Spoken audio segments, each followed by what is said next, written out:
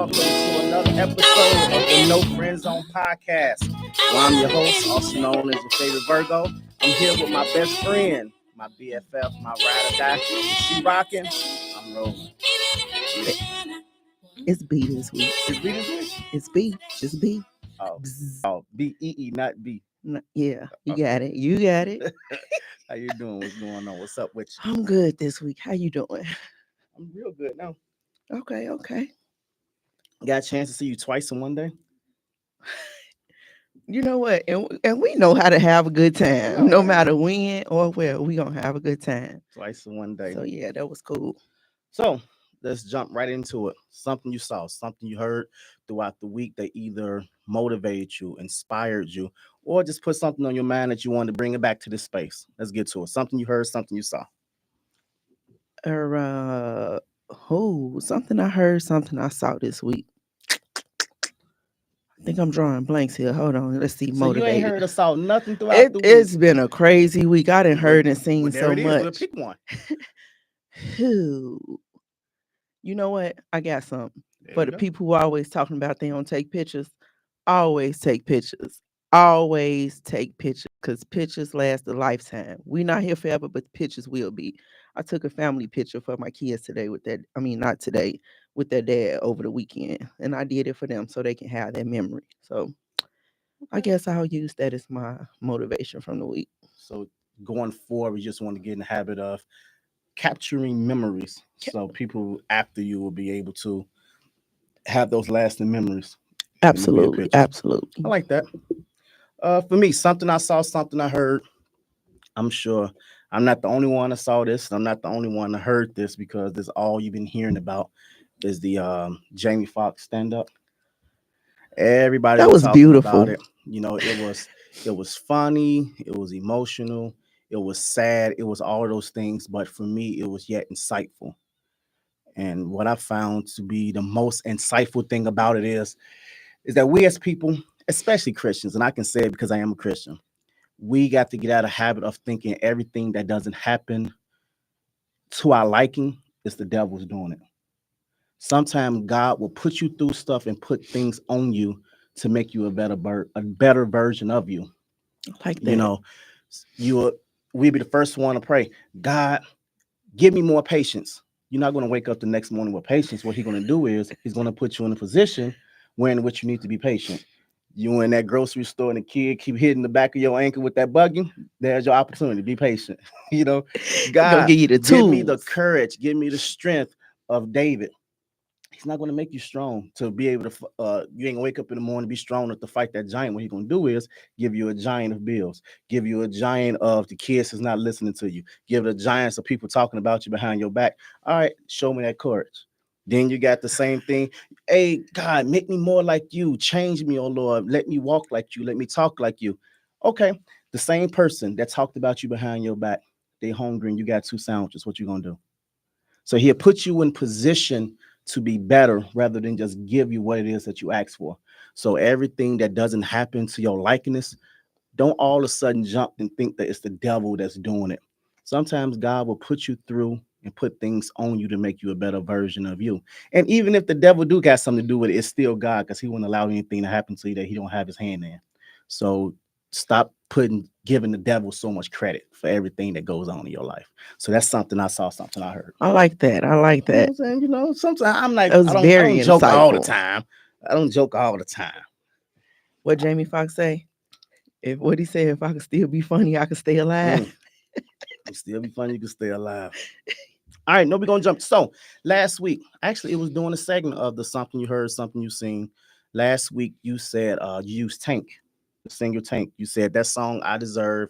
It made you realize just how accountable he was in that whole song when he was saying how much he deserved everything that was happening to him. That gave me the idea for the concept for today's topics, which would be sex, love, and pain. That is the album in which Tank wrote. So I got some questions that go along with it. The sex, love, and pain. So under the sex category, when you or your partner are not seeing eye to eye, you guys are arguing, you're not communicating, things is not as hunky-dory in the house as it should be. Is it okay for one or the other to withhold sex? I think with this one, this you would have to know your partner. Um because you have people who are sexually driven creatures. So you might have somebody who's very much into this, and you may like when y'all were in the friend era in the friend zone, and you were like, maybe okay, this is something that's big for me. So no matter if we're arguing or what, like if I want it, then you're supposed to be able to give it to me. Even in it, so which one you speaking about? Let's know what, for the sake of argument, we're gonna say husband and wife, because of course you could do the friend zone or whatever. I'm really don't have to talk to you. We're gonna go husband and wife, been married for years, but we clashing, we not seeing eye to eye, we not communicating. Is it okay that if we not really seeing eye to eye for one or the other to withhold sexual activities? If the spouse is someone that's sexually driven, Mm-hmm. no, I don't think it's okay. Because you'll leave that window open for them to go out and entertain other people because of what they're not getting at home. But does it matter of which one is not okay? Because I feel, and I'm even gonna speak for the women on this one, because I get that for women, the whole idea of sex is more emotional and mental, more so than physical. Mm. Whereas I was like, why do I want him touching me and we ain't vibing? So I really came to get myself to be in the mood to want to do something with him when we not vibing. Whereas over the guy, it can be all right. We can stop arguing for however minutes it's gonna last, and we can go right back to it afterwards. So does it matter which one does the holding back? And if anybody want to chime in, feel free to call at 708-223-8953. All right, we'll go ahead. Me personally, I would feel away if it was me. Feel away is Is just if holding out. yeah, just holding out. Okay, but don't you feel as a woman, as a wife, I do, as a husband, as a man, that it's your job to fulfill all the desires, the fantasies, the needs of your significant other, whether you upset or not? Yeah, that's why I said I wouldn't hold out. Oh, you wouldn't I hold out. would not. That's what I'm saying. I would not. Okay, so how So would you feel if he held out from you?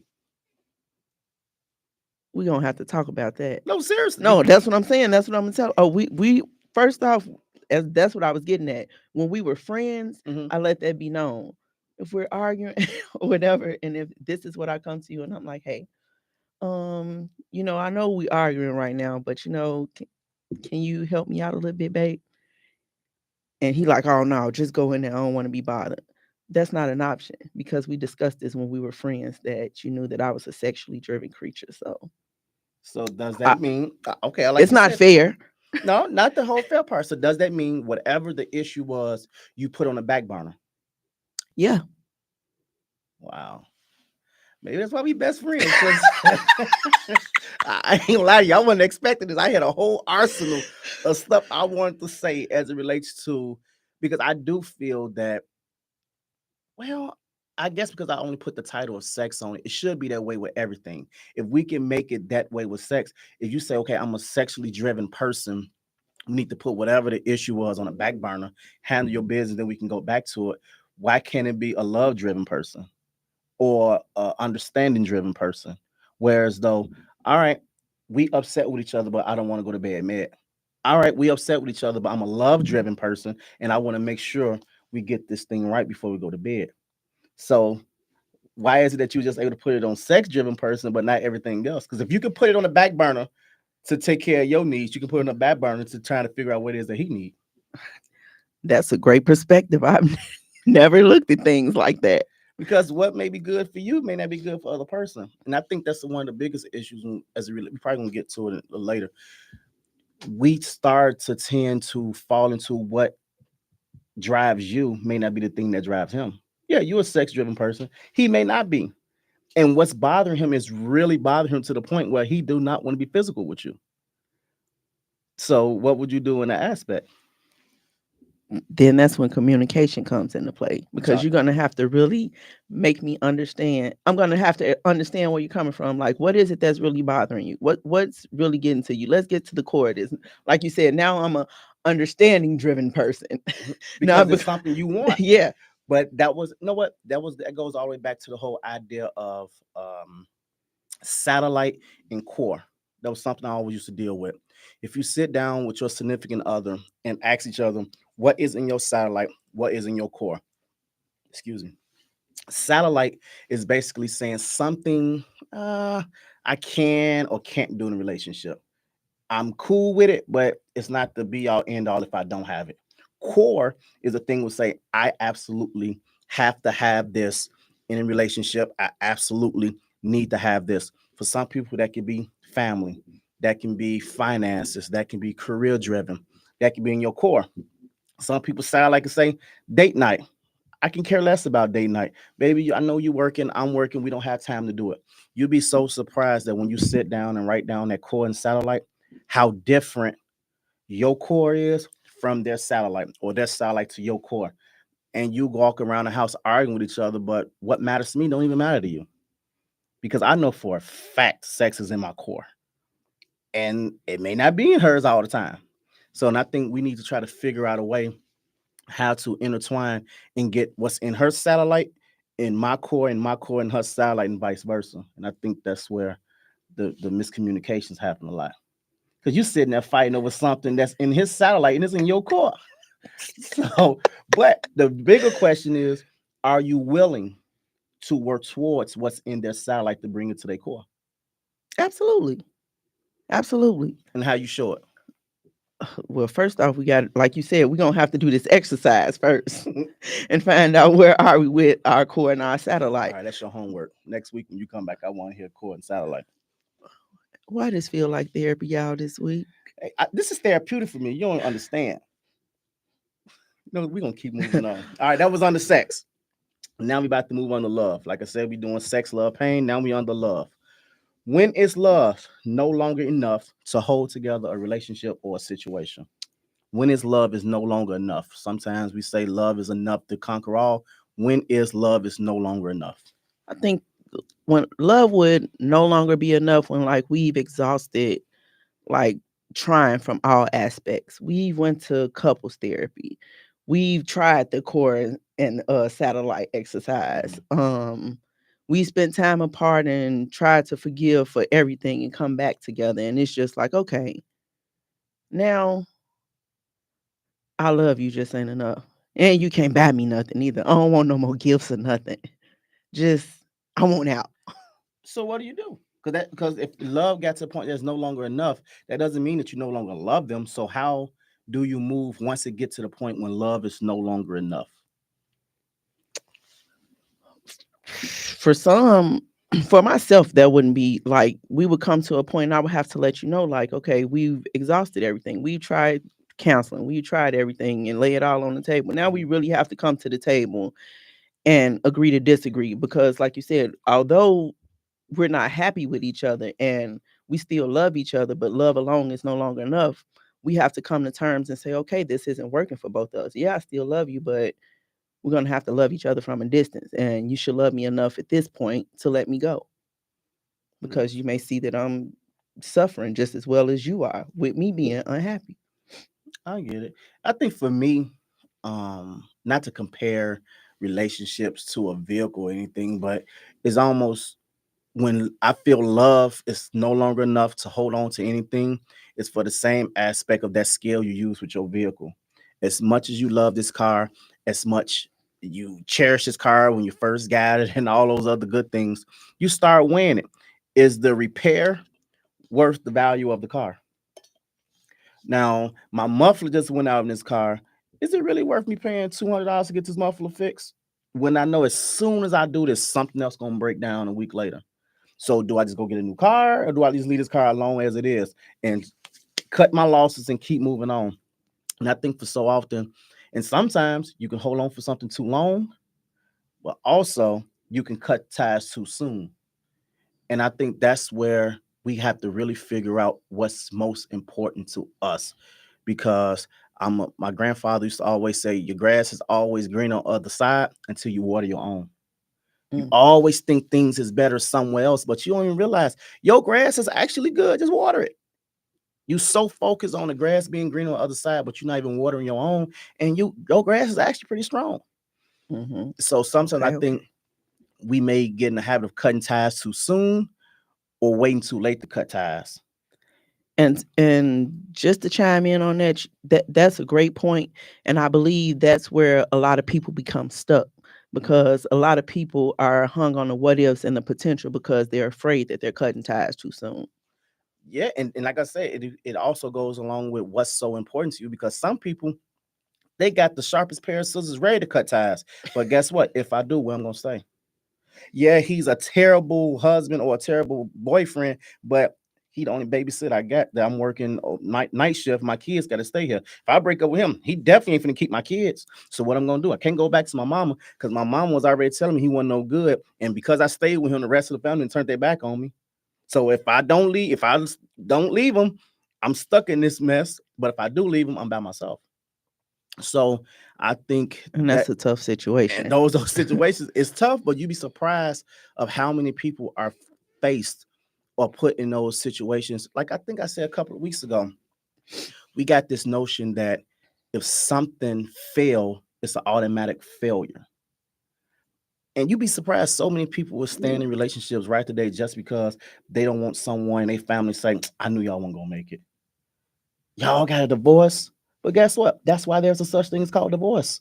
Because it happens. You know what I'm saying? As much as we sit here, I'm drinking my Starbucks, you drinking your drink. If we waste that on our clothes, guess what? We pass 5 cleaners coming up this way. They have a cleaners there because they know eventually someone is going to damage their What they say, clothes. it's a oops. So there are things put in place to remedy those things. And people will hold on to relationships for so long because they got this mentality of, I don't want to be like my parents. I'm not going to get a divorce and my kids ain't going to. No, if it's time to cut ties, it's time to cut ties. I know I have people that I've talked to that are like that. And some of them, like, they've even tried to take their kids to work with them. Mm-hmm. But there's only so much you can do at work with a child, especially a small child there. Um, so yeah, there are a lot of situations where people are just holding on just for the benefit, and it sucks, but it happens. And not only does it happen, we got to get out of the whole notion of telling everybody everything about us. Yes, it's one thing to be vulnerable, but it takes a very special person to know your vulnerabilities and not use them against you. Because just as well as she know if I leave him, or vice versa, because I don't want to put it all on the guy, just as well as she know if I leave him, where I'm gonna go, who gonna watch my child, he know that too. So now I can move a certain type of way. I can say certain things to you because I know you need me. Praying on it. And we have to get out of that notion of, you know, not like I said, I'm always quote my grandfather. Sometimes you can't show your left hand what your right is doing. You know, you can always feel like, man, I really need this situation. I hope this situation get better because I really need this situation. But guess what? You ain't got to tell them. You ain't got to tell him. So yeah, that's one thing. Just be very careful who we become vulnerable with. Now, let's move on to pain. Do we make others pay for the pain that someone else caused? Do you feel as if we make other people pay for the pain in which they caused, what someone else caused? Being a young adult, I think yes, because we're still growing and learning from situations. Like, we don't know that we're carrying this baggage from the previous relationship, but like when coming in from 19 and in our early 20s and that type of thing, I believe that does happen, unless you have the emotional intelligence to be able to identify when those things come up. You like, well, wait a minute, these are two different people. Aside from that, I can honestly say I myself and some people that I know have done that in the past, but personally now, no, that wouldn't be happening. Oh, most definitely. I think subconsciously we all do. That's just like if you go outside and you see it's cloudy and it started to rain on Monday. Okay, a week go by, you see it's cloudy outside again. The first thing you're gonna remember was on Monday when it rained. All right, I know exactly what it was doing when it started to get cloudy. Let me go grab my umbrella. It may not even rain, but just because you see some of the same signs of that rain the week prior, you already starting to get yourself prepared for it. And I think we do the same thing in relationships, where it's okay, she's staying out a little late. I remember last time the girl stayed out late, she was with another guy. Although she probably was out finding a gift for you. But just some of those same things that when people cause pain, we have a tendency of really making everybody pay for it. But the part about making somebody else pay for it, the other people pay for it, is because I think we was too weak in the moment to make the person who actually did it pay for it. Mm-hmm. And it took me a while to think that way, because in that moment, while we was not necessarily allowing, but in that moment while we was receiving that pain in which whomever was inflicting upon us, we didn't want to get out that situation. It goes back to the whole love part, when not knowing when to cut ties, not knowing when to say enough is enough. You actually would sit back and take something from that individual that you wouldn't dream of taking from somebody else. Why? Because I ain't going through that again. But we sit and we take it from the person who did it. And now when someone else probably made a mistake, we jump on them. We crucify them because of what the last person did. We ain't giving them the same grace that other person got, because you was definitely not going to do what they did to me. So, and I think we have to, and once again, I speak for men. Men do this way worse than women.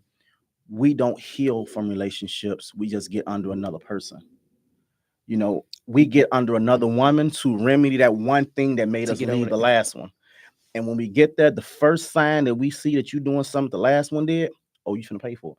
You're gonna pay for exactly what I didn't make her pay for. And then that's another thing. Like, how do we feel after doing this? You don't always feel good after that. No, it's for the moment, yeah. It's not even always. You don't feel good at all doing. There is no, because the thing about it is, you know you're doing it. You know you're doing. You know you're retaliating because of what that person did to you.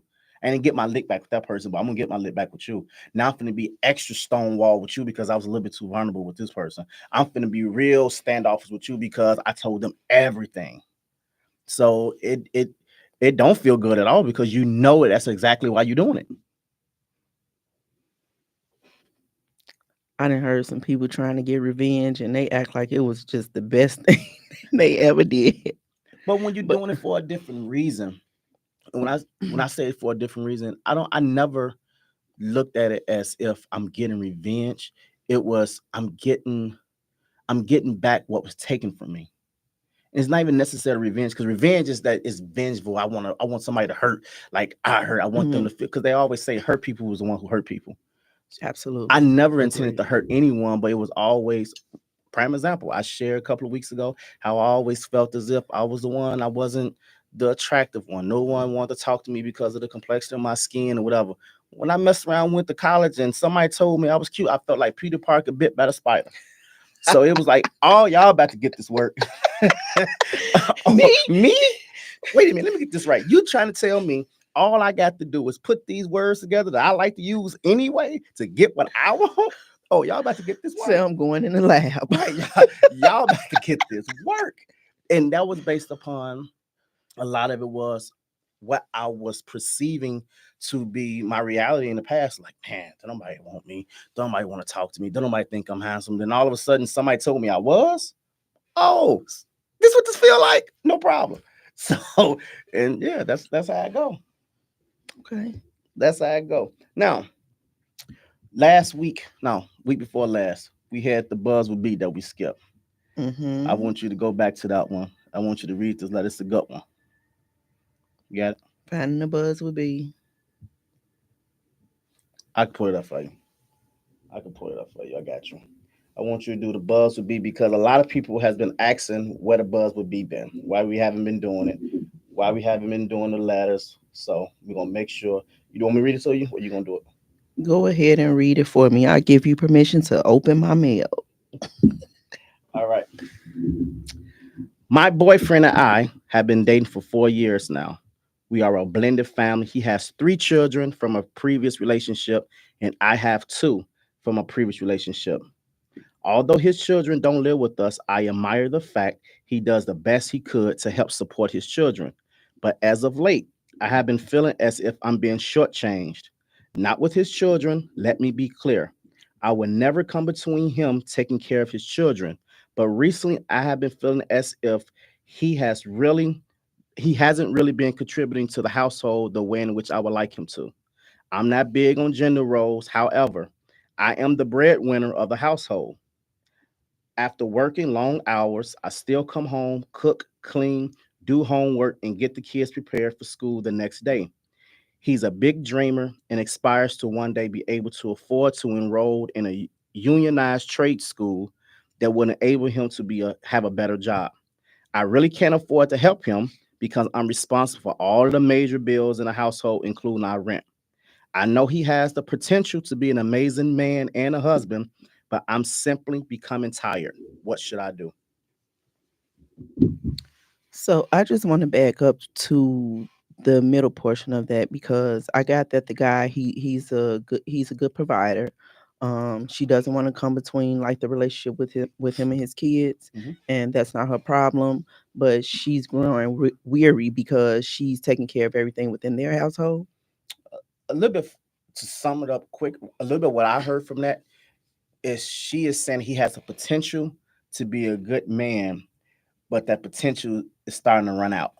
Like you got this aspirations to want to get this, I think it said a trades job. You want to get this better job, you want to do all this stuff, but I need help right now.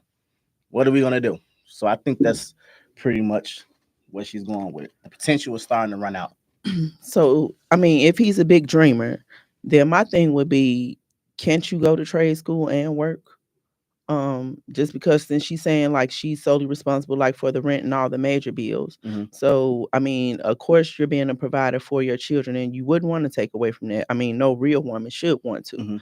Hmm. But however, I would just probably try to push him to get a job, and you can still chase your dream because COVID made it where we can do school majority online. Right. It's very convenient for us to do things now. So I mean, I would try to push him, just to try to look into other avenues along with chasing his dream. And if we can't come to an agreement with that, then I think that's when you can just see the potential is pretty much gone. So, in your opinion, do she? Because I kind of got a thought on this as well. In your opinion, do you think she's fallen or have fell in love with the potential of him rather than the person he really is? Because The- everything what she was saying, it was saying the potential. He got kids, and I know he got potential to be a good man. I know he got these dreams, but then on the flip side, it was like, okay, but I need help. So is it that she's falling in love with the potential who he can potentially be versus he's not him? Yeah, I agree with that. It definitely could be the potential aside because I did hear her say that he's a good father, so he's providing for his kids somehow, and she may have come up with these higher expectations from seeing him, be that father, and now this is what we say. Those expectations only make us disappoint ourselves because those are her expectations that she's placing on him. So that could be one thing looking at another aspect of it as well. I think we all fall into that some shape, form, or fashion of falling in love with someone's potential. Man, I know they got if only if she would do this, or only if he would do this, I know that'd be good. But then before we know it, that only if they would do this will last about 5 years. And they still haven't fulfilled that potential. And then it's like, okay, I didn't fell in love with somebody that's not even the person who I'm supposed to love. Because I done fell so deep in love with this person. That's not who that is. And that's why was getting from that when I was reading it that she was have fallen in love with the potential of him. And sometimes we get in it's like going through a yellow light. You're at a point of return. Do I stop and get rear-ended, or do I keep going and run this light? Because now it was like I didn't invest the time. I think she said what 4 years. 4 years. She invested 4 years of her life, her energy, her love, her aspirations, and everything with this guy. And all of a sudden, that potential hasn't came to fruition yet. So, like once again, I almost go back to the whole love thing. We love each other, but finances could be a reason why you get rid of somebody. Like, yeah, you're a great lover, you're a good friend, you crack jokes, we have fun when we go out, you do all this stuff, but Can we laugh uh to come in? right. Right. Here's our payment. Right. So it's like all of that plays a factor in it. Like a lot of times we want to jump over the whole concept and idea of finances because you never want to bring that up as a reason why you would or should stay with somebody. But that is extremely important, because it gets to the point like, okay, how long am I supposed to keep fronting the bill all the time? At least a time or two, say, baby, I got it. Or show some ambition to say, I want to contribute in some shape, form, or fashion. And that is a big thing. And I think that's probably outside of sex, that might be the number 1A or 2 to why relationships break up because of the finances. So I think that's a huge thing. I agree with finances as well. You- You'll be surprised how these girlfriends talk about some of their boyfriends because of finances. So yes, I've heard a lot of the stories. Finances is definitely one of the things. And it can go from small things like even potential. He said he gonna get a job, but he has some money and he ain't buy garbage bags. But Like it gets there. but even on the flip side, as it relates to finances could be the number one thing that would keep you there, but allow you to put up with so many other things that's not conducive to a productive relationship. People will stay with someone because they Absolutely. got finances, but they getting beat. People will stay with someone that got finances, but they talk to them like they're garbage. And because of the whole idea of finances, you say, yeah, can we laugh at ComEd? You're like, yeah, we can laugh at ComEd, but you can take the left hook too. Yeah. So Mhm. it's like finances definitely contribute to a lot of different things. I didn't even think about that till I was reading that, where it seemed as if she really loved him.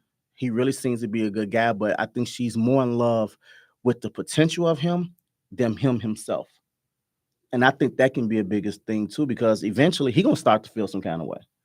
Because subconscious, whether she wants to or not, she's gonna start changing. It's one thing about a woman. Women are way better than men when it comes down to hiding stuff. They can just leave from being with a guy, can come in the house and cook a full course dinner, watch a movie with you like nothing ever happened. Whereas though a man would come in the house, don't touch me. What's wrong with you? Nothing. I'm good because now his mind is blown from the other woman he was with. Women can hide stuff real good, but when a woman starts showing stuff, that means she done. So for her to write the letter, that means she's in a place where I'm about to start showing my hand. I'm about to showing like, all right, I know you got potential, but it's running out. And then what? She say you want to go to trade school, but are you going? Right? So I'm saying so you could tell that is there some frustration is starting to set in with that one. All right. So now we're about to get into the segment of snaps, not claps. And as we all know, before I do the snaps, not claps, I always talk about someone who inspired me, someone who have said, done, or motivated me to do something in my life to who I am today. And since we're getting closer to the end of the year, um, I know when I do this snaps, not claps, and the people who inspire me, we're supposed to do it to the people that can still smell their flowers, people that still hear, people that can eventually hear this, they can smell their flowers because I'm giving them their flowers. But I also feel flowers wouldn't exist without a root. And for me, those roots are um, Bessie, Clarence, NC, Gert, and my late brother Brian. Those they no longer here with us, but each and every day I think about something they did, something they said, a joke, a story, all of those things that have molded me into the person in which I am today. And you know what? I ain't gonna be able to get through talking about that. But I will tell a quick story to how whew, a quick story to how my brother has inspired me to have more patience as it relates to my rebuttal, how fast I am to react to stuff. One night, he called my phone. It was ringing. I looked at it. I contemplated a couple of times. Oh, I'm not gonna answer the phone. Should I answer the phone? I'm not gonna answer the phone. Oh, I ain't gonna be able to rest if something's actually wrong. I answer the phone. I pick up the phone and I said, "What? What, Brian? What do you want?" And he said, "What was the name of your book again?" I'm like, "What?" He was like, "What's the name of your book?" I'm like, "What are you talking about?" He say, "Man, I'm sitting here with my friends and they talking about these authors, and I told them I ain't never read those books, but I know they ain't got nothing on my brother." After getting off the phone with him, it taught me to be patient, to figure out what it is that somebody may want to say to you, figure out what it is that someone wants to convey to you. Because I was so irritated. I'm mad that my phone ring. I answered the phone. I'm mad, and all he wanted to do was brag on his brother. All he wanted to do was share with someone else that this is my brother. And the crazy thing about it is he never read a book of mine. Never read a book of mine, but he was so confident, so proud to tell them, like, well, my brother wrote books, well, my brother do this. And I was so caught up in my own head, in my own hill, in my own mountain, whatever it is you want to call it, that I didn't pause to say hello, to pause to say, what is it that you really need? I instantly went off, and all he wanted to do is ask the name of my book so he can brag on me. And because of that moment, I'm more patient with a lot of stuff. I'm more patient at work. I'm more patient with my kids. I'm more patient with people that I meet in the store. I'm more patient when I meet people at the restaurant, because I remember that moment that I took from him. And he never, man, why you answer the phone like that? He continued with the conversation. But it made me feel so small when I got off the phone and all he wanted to say was, I just want to brag on you. So I definitely can't get into the other people I named, but I just want to tell that story of how he inadvertently taught me how to be patient with people, how to just wait to see what's trying to be conveyed before I just jump off the ledge. So yeah, I definitely gonna move on from that. So for the snap, snap, claps, um, I really don't want to do a piece today. For some reason, as I was driving here, I kept hearing this story. I kept hearing this word. I kept hearing this saying. And I just want to tell whomever is listening to this that it had to happen. Whatever it is that you're going through, it had to happen. And the story that comes to mind, anyone who knows the story, because like I said, it's getting close to Christmas. Anybody know the stories? I was actually having this conversation with my parents yesterday. If you could just imagine, I'm actually know what I'm gonna do. I'm gonna take the name out of it, and I just want you to insert yourself in this situation. Imagine sitting at the table with 12 of your closest friends. I better be one of your 12 friends if you're sitting at the table. Sound like a disciple. Imagine sitting at the table with 12 of your closest friends, and you know it's gonna be the last time you eat. You know this. And you got all of your boys, all of your girls, however way you want to put it. You got the best people there. And you said, hey, this bread, this right here. Hey, I'm talking his terms. Hey, bro, break that bread right there. And every time you eat that bread, think of me. And that wine over there, drink that, think of me. They're going around the table, they doing all that stuff, they're having a good time. Then all of a sudden, he interrupted dinner by saying, by the way, somebody at this table gonna betray me. One of y'all is gonna betray me. Everybody at the table, like, we cool. It ain't me. Wait, is it you? Can't be. Is it you? But the person who did it and the person that knew who he was talking about had already got paid for the deed. He was like, man, he talking about me. I knew what I'm finna go do. I'm about to go get his money back because I done broke bread with the man. The man saying that somebody forsaken me. How would he know that? He must be the real deal. I'm finna get his money back. He went to go get the money back and they wouldn't take it back. If they had took the money back, the world would have never changed. So whatever it is that you're going through, it had to happen. He had to give that money and it wasn't supposed to take it back. He had to sit at that table and say someone's going to betray me. So you had to have those lights turned off. You had to have that bill be overdue. You had to have your bank account lower than your bills. You had to have your boss tell you, you know what, we about to go in a different direction. You had to have that guy or woman tell you, you know what, this ain't working out. Then all of a sudden you get with somebody who's the best thing that ever happened to you. It had to happen because everything happens for a reason. It may not seem like it in that moment, but it had to happen because I'm so glad they didn't take the money back. I'm so glad he didn't decide to say, I don't want to go. So any and everything that you're going through, know that it had to happen. So you can give your word of the week, give your word of the day. It just had to happen. Give your word of the day. I was about to ask for the collection plate. No, Mine was simple. I think I'm going to go with, I'm going to piggyback off of what you said with patience.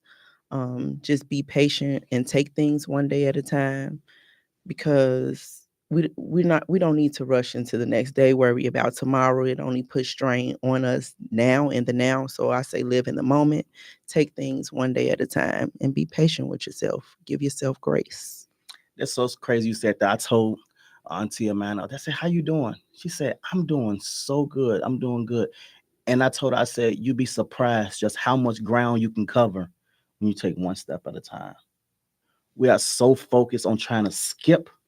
We are so focused on trying to run that we forget the longest mile you can walk starts with one step. And we need to take time and give ourselves grace to saying one day at a time, one step at a time, because I am definitely guilty of that, of just trying to skip so many levels. Even with Nintendo, before you get to level 5, you got to go through 1 through 4. But what we do, we want to get the book to try to get the cheat code. Like, how can I go to the very end of the Say game? up, back, over. Not knowing that everything is a skill level that you need to learn.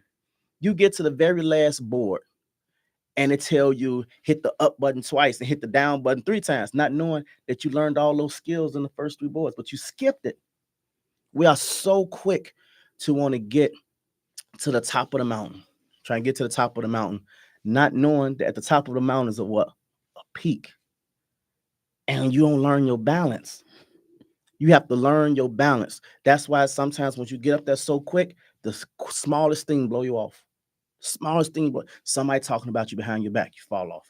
Somebody is like, man, she don't deserve to be that. How they get their own show? How they getting many followers? How they doing this? Then you fall off because you were so quick to get up there that you didn't learn your balance.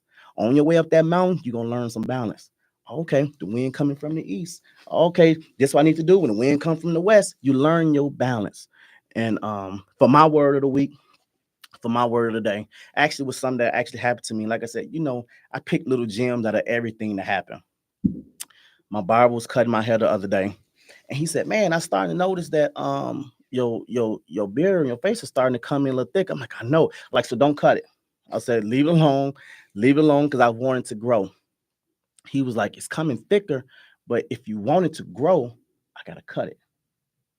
I gotta cut it so the new growth can come. Because although it's sitting on your face, sometimes it will lay over, and that's dead cells, and it won't grow no more." When he left, I thought about it. So many of us want to grow, but we holding on to dead cells.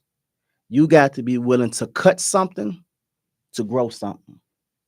If you want something to grow in your life, you have to be willing to cut some things off. Everybody can go with you. Everything cannot go. That's why at the airline, they got a carry-on and they got an undercarriage. Everything can go on the plane with you. Everything can't go. So if you have some things in your life that you want to grow, if you have some things or some business ventures, you might have to cut some things or some people off, because everybody can't go with you.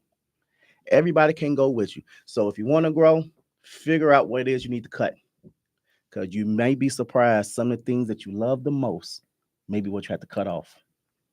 Tell them to do that core and satellite exercise. You know what? Would tell With people, do the core and satellite with yourself and with people. Who is important to me and who I can and can't do without in my life right now? Because you'd be surprised, we put so much emphasis and energy into people who don't even need it or deserve it. Like I said a couple of weeks ago, we will lose our mind. We can have 1,000,000 people in the room to come support you. We will lose our mind over the 5 people that didn't show up. Rather than use that same energy to thank the 1,000,000 that came, we will lose our mind. Like, man, they ain't came. I come to everything they got, and they ain't show up. And you got a room full of people that's sitting there waiting. Like, come on, we waiting on you we to come believe out. in you here. Right, we believing on you. We waiting on you. We so focused on the people that didn't show up. We cut them off. We're all a little guilty of that. That's what I'm saying. Cut them. I know I am. Cut them off. I'm entering a new season of my life where I got the sharpest pair of scissors that I can find, and I'm cutting in some of the things that I'm even doing. I need to cut some things out of my life that is self-inflicted. One of the best words I discovered is self-inflicted. A lot of things that I'm going through or been through or is about to go through is self-inflicted. No one told me to lose sleep to make sure you was okay in the morning. I did that. No one told me to allow my stomach to growl while I give you my plate of food. I did that. I now have to be intentional of saying, you know what? You're a little hungry. You need to eat your food. You know what? You're a little tired. You need to take a nap first before you can get up and try to encourage somebody else to move on when you're trying to figure out what's encouraging words you can get to yourself. So that's another key piece. Be intentional. Be intentional. And it does not specify to who be intentional to. Sometimes we have to be intentional to ourselves. Intentionally say, you know what? I'm going to go get a massage and I'm turning my phone off. I'm going to read a book and I'm turning my phone off, and be intentional about doing it. How you feel? I love that. You love that? I love that. But I feel good. Good. You know what? So I want to let everybody know, coming up very soon. I don't know if we're gonna do it next week or the week after next. It's gonna call Lifetime and Wine.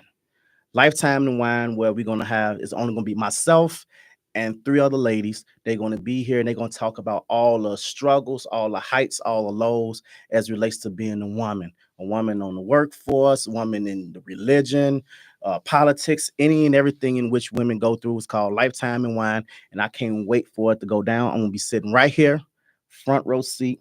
Brittany gonna be at the helm. I'm gonna be sitting here, following your lead, listen to everything that's All going ears. on.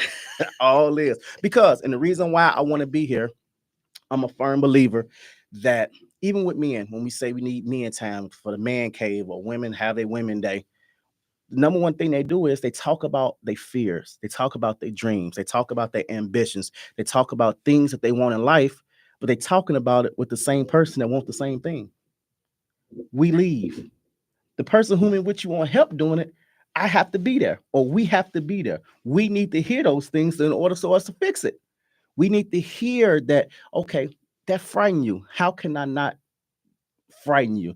That bother you. How can I do this to not bother you? But it's impossible for us to learn those things when we're no longer in the room, because we're so quick that we want to walk out. Up, they together. We finna walk out, get them their moment, give them their time. I want to do it in a way in which we can learn from you. What they say, we listen and we don't judge. Because trust and believe, the man cave is coming where you're going to be sitting right there, and I'm going to have my guys in here, and we're going to talk about all the things in which men go through and what we need from women to be able to hold us down. And not only hold us down, but also to hold us accountable, because you'd be surprised how much holding a man accountable means. It means more than what you may think. Actually, holding a man accountable means more than giving us validation. Because holding me accountable, I know I can't snap off at work because they're holding me accountable at home. So that's for that day. We're gonna hold that down for another day. So in the meantime, y'all have a great week. Meet us right back here again next Monday at 8:00. That's it. Y'all have a good night. A good week. And a good week.